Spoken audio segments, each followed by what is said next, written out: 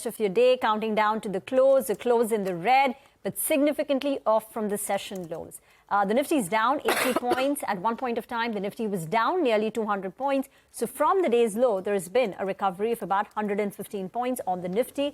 The Nifty is going to end around 19,450. The Sensex lower by 450 points.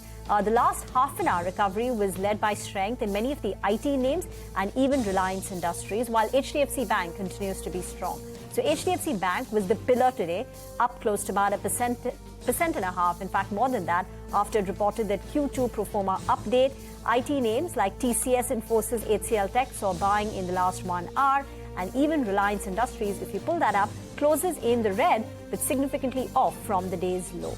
Other than that, in terms of the notable movers on the front line, at least in the large caps, you had Adani Enterprises, the top Nifty gainer. Nestle and HUL saw some buying. Losers include all the other banks except HDFC Bank. So Axis Bank, State Bank of India, IndusInd Bank seeing some sharp cuts. And sharp cuts in mid-caps. Now, that's not something that we say too often, but look at the way the index is closing out. Almost 1.4% lower on the mid-cap index, with a very negative advance decline ratio. So the nerves are still out there in the broader markets. You've got over 2,000 stocks declining and just about 800 advancing. So where was the profit taking most apparent? In a lot of mid-cap financials. Let's look at some names. Manappuram Finance is ending down about 5%. Some of the foreign brokers have written about potential stress, maybe delinquencies, looking at the Q2 update. So there's some fear of that. 5% down on that stock. L&T Finance down about 5%. PNB losing some ground as well. Central Bank of India, a couple of these PSU names down between 3 and 5%, depending on which one you're looking at. Profit taking on Vodafone, down 4% there. Zomato lost about 4% as well. Geo Financial Services down about 3%. Actually, it's mostly financial. I could just go on and on. Union Bank, South India Bank. So plenty of Bank of Baroda, plenty of names on the downside. And then PSUs, BHEL, SAIL.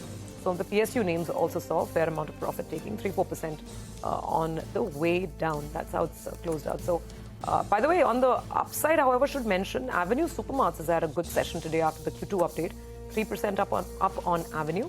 And Nestle stands out. The hopes of a stock split got some green on that one, 3% up on Nestle as well.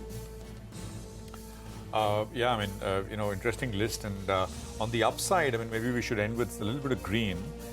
Because Suzlon is the top volume traded stock. It's up 5%, closes above 28 rupees now. And the rally in JSW Infra continues. I think there was an upgrade from one of the rating agencies as well, post the IPO. 164 on JSW Infra. I mean, it came to the market just a couple of days back. DMart we mentioned. The other one is MapMy India.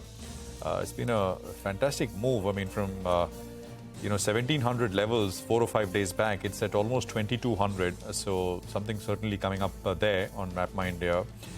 Ramco Cement is another one which ended about 4% in the green. There's Tata Investment, which ends about 6% higher. Tata Investment also, by the way, is having a very large and nice move.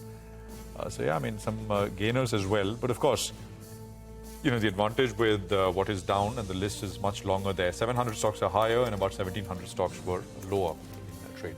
We'll slip into a quick commercial break here, but stay with us. More news and updates coming up on the other side.